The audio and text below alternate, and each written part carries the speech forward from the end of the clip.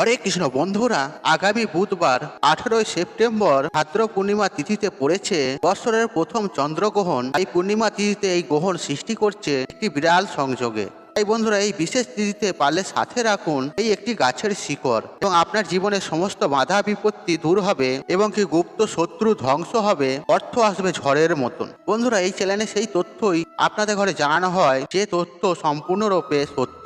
বন্ধুরা, এই তথ্য কোটি কোটি টাকা খরচা করলেও আপনারা কোথাও পাবেন না। তাই বন্ধুরা, মনের বিশ্বাস ও ভক্তির সাথে চন্দ্রগ্রহণের দিন সাথে রাখুন এই গাছের শিকড়। দেখবেন 24 ঘন্টার মধ্যে এর ফলাফল আপনি পাবেন। বছরের প্রথম চন্দ্রগ্রহণ মহাযোগে সাথে রাখুন এই গাছের মূল, তাহলে আপনারা বিশেষ ক্ষমতার অধিকারী হবেন। সেই সঙ্গে আপনারা রাজার হালে থাকবেন এবং কি প্রচুর পরিমাণে আর্থিক উন্নতি করতে পারবেন এবং জীবনের সকল প্রকার সমস্যা থেকে সুনিশ্চিতভাবে রেহাই পাবে।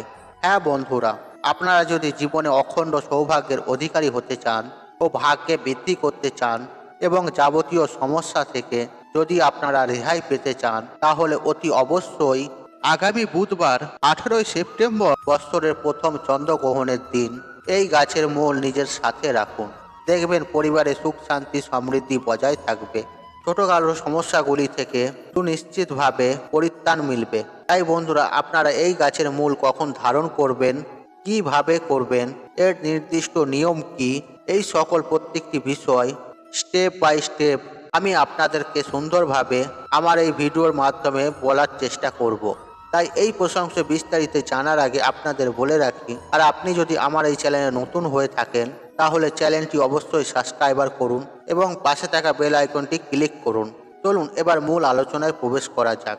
তবে মূল আলোচনায় প্রবেশ করার আগে আপনারা যদি স্বয়ং পরমেশ্বর শ্রীকৃষ্ণের আশীর্বাদ কৃপাদৃষ্টি লাভ করতে চান, তাহলে জয় শ্রীকৃষ্ণ লিখে কমেন্ট অবশ্যই করুন। এতে শ্রীকৃষ্ণের আশীর্বাদ সদা সর্বদাই আপনার উপরে থাকে। বন্ধুরা, আজ আমি আমার এই ভিডিওর মাধ্যমে এই গাছের মূল ধারণ করতে বলবো। সেটি কিন্তু অত্যন্ত শক্তিশালী এবং প্রত্যেকটি বড়লোক ব্যক্তি অর্থাৎ ধনী ব্যক্তিরা চন্দ্রগ্রহণ চলাকালীন সময়ের মধ্যে এই শিকড় নিজের কাছে রেখে থাকে। এছাড়াও এই উপায় বা ক্রিয়াটি পরীক্ষিত এবং প্রমাণিত। এটি একটি উপায়, আর আমাদের শাস্ত্রই বলছে এই উপায় বা ক্রিয়াটি এই চন্দ্রগ্রহণ সময়ে চলাকালীন করলে এবং নিজের আর্থিক ভাগ্যকে জাগিয়ে তুলতে পারবেন। বন্ধুরা, আগামী বুধবার 18 সেপ্টেম্বর গ্রহণ চলাকালীন যদি সামান্য এই উপায় এই ক্রিয়াটি করতে পারেন, তাহলে কিন্তু আপনারা সর্বকর্মে সফলতা পাবেন। এক কথায় বলতে গেলে সারা জীবন টাকার বৃষ্টি হবে, আপনারা রাজার হালে থাকবেন।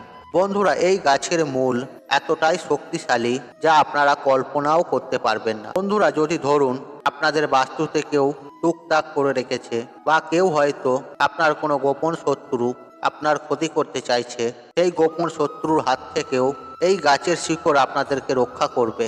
সেই সঙ্গে আপনাদের বাস্তু দোষ ঠিক থাকবে। কেউ যদি আপনার ওপর কোনো প্রকারের তন্ত্রক্রিয়া করে থাকে, যার ফলে আপনার জীবনে আয় উন্নতি করতে পারছেন না, সংসারে ধরুন অশান্তি কলহ লেগেই রয়েছে, সেই সঙ্গে শারীরিক সমস্যা লেগেই রয়েছে, একই সঙ্গে অর্থনৈতিক সমস্যা আপনাদেরকে আষ্টে পৃষ্ঠে জর্জরিত করে দিচ্ছে, আর এই সব জায়গাগুলি থেকেই আপনারা কিন্তু এই টোটকা বা উপায়টি করে খুব সহজেই সুনিশ্চিতভাবে আপনারা কিন্তু বেরিয়ে আসতে পারবেন খুব সহজেই। আর শাস্ত্রে উল্লেখিত এই গাছের মূলটি হলো অপরাজিতা গাছের মূল। হ্যাঁ বন্ধুরা, এই অপরাজিতা গাছের মূল আপনাদের কিন্তু ধারণ করতে হবে। তবে আপনাদেরকে একই সঙ্গে জানিয়ে রাখি, এই গাছটি কিন্তু সচরাচর সব জায়গাতেই পাওয়া যায়। আর এই উপায় বা ক্রিয়াটি করার জন্য আপনাদেরকে শ্বেত অপরাজিতা গাছের মূল সাথে রাখতে হবে। দেখুন বন্ধুরা, যারা গাছগাছালি লাগাতে ভালোবাসেন, তাদের উদ্দেশ্যে আমি একটা কথাই বলবো, আর আপনারা যদি অপরাজিতা গাছ, শ্বেত অপরাজিতা বা নীল অপরাজিতা গাছ যদি গৃহে লাগান, তাহলে আপনাদের জীবনে এতটাই সুফল আসবে যে আপনারা এতটা বেনিফিট পাবেন বাস্তুর দিক থেকে বা অর্থনৈতিক দিক থেকে, সেটা আপনাদের কল্পনার বাইরে।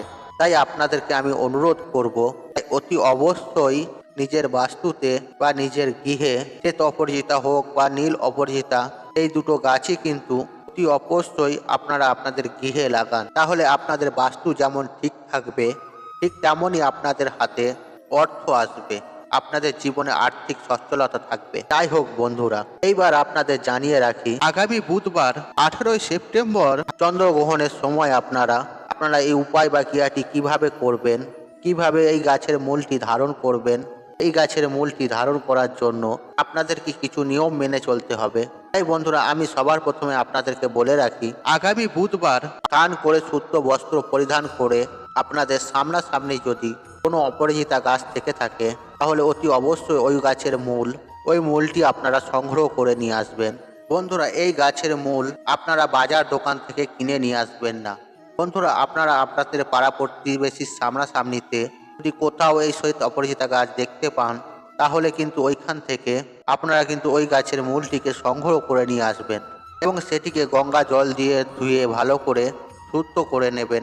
তবে একটি বিষয় আপনারা অবশ্যই মাথায় রাখবেন, গাছের মূলটি যখন আপনারা তুলবেন, তখন এক নিঃশ্বাসে এই গাছের মূলটি তুলতে হবে এবং সাথে একটি বিশেষ মন্ত্র আপনাদেরকে উচ্চারণ করতে হবে। আর এই মন্ত্রটি হলো ওম অপরাজিতায় নমঃ, ওম অপরাজিতায় নমঃ। বন্ধুরা, এই মন্ত্রটি মূলটি সংগ্রহ করার সময় আপনারা মনে মনে জপ করবেন এবং প্রতিজ্ঞা করবেন যে আপনারা যে কারণে যে মনস্কামনা পূরণ হেতু এই উপায় বা ক্রিয়াটি করতে চলেছেন, সেই কাজে কিন্তু আপনি অবশ্যই সফল হবেন।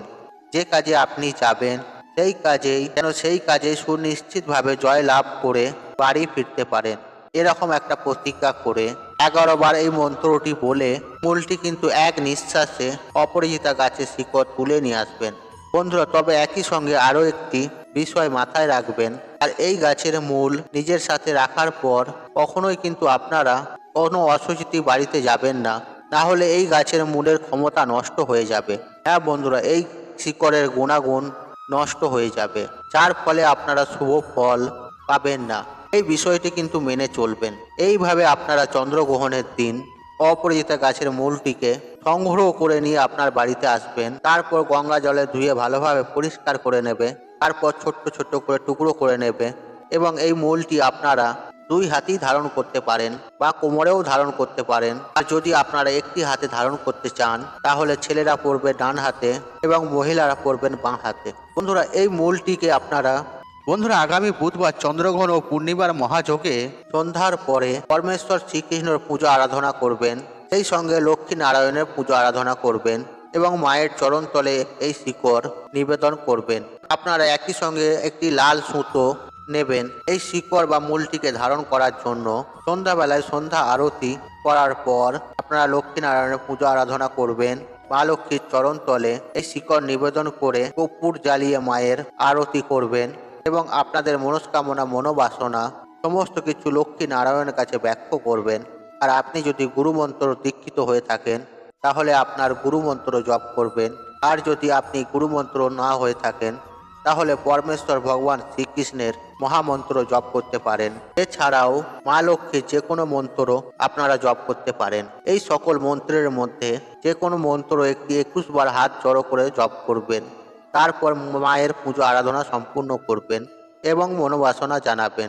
পুজো আরাধনা হয়ে যাওয়ার পর আপনারা ওই শিকড়গুলি মায়ের চরণতল থেকে আশীর্বাদ স্বরূপ তুলে নেবেন। তারপর ওই শিকড়টি লাল সুতো দিয়ে আপনারা ভালোভাবে বাঁধবেন। তবে এই লাল সুতো নেওয়ার ক্ষেত্রে আপনাদের মাথা থেকে পা পর্যন্ত 7 কিলি সুতো নেবেন এবং এই সুতোটিকে 7টি গিঁট বাঁধবেন। তারপর এই শিকড়টিকে বেঁধে ছেলেরা ডান হাতে আর মহিলারা বাঁ হাতে এটিকে ধারণ করবেন। দেখবেন আপনারা বিশেষ ক্ষমতার অধিকারী হবেন। এই সঙ্গে আপনারা অখণ্ড সৌভাগ্যশালী হবেন এবং আপনাদের জীবনে সুখ শান্তি সমৃদ্ধি আসবে। এক কথায় বলতে গেলে আপনারা রাজার হালে থাকবেন। আপনাদের অর্থনৈতিক কষ্ট দূর হবে, রোজগারের যোগ সৃষ্টি হবে। বন্ধুরা, তাই আজকের মতন বিদায় নিলাম। আপনাদের এই ভিডিওটি যদি পছন্দ হয়ে থাকে, তাহলে ভিডিওটি লাইক করুন, কমেন্ট করুন এবং বন্ধু বান্ধবদের সাথে শেয়ার অবশ্যই করুন। মনে রাখবেন, আপনার একটি শেয়ার অনেক মানুষকে উপকৃত করে তুলতে পারে। এবং আপনি যদি নতুন হয়ে থাকেন, তাহলে চ্যানেলটি অবশ্যই সাবস্ক্রাইবার করুন এবং পাশে থাকা নোটিফিকেশন বেল আইকনটি অন রাখুন, কারণ এইরূপ নিত্য নতুন ভিডিও সবার আগে দেখার জন্য। ঈশ্বর আপনার মঙ্গল করুক, আপনি সুস্থ থাকুন, আপনি ভালো থাকুন, আপনার দিন মঙ্গলময় হোক। হরে কৃষ্ণ কৃষ্ণ কৃষ্ণ হরে হরে।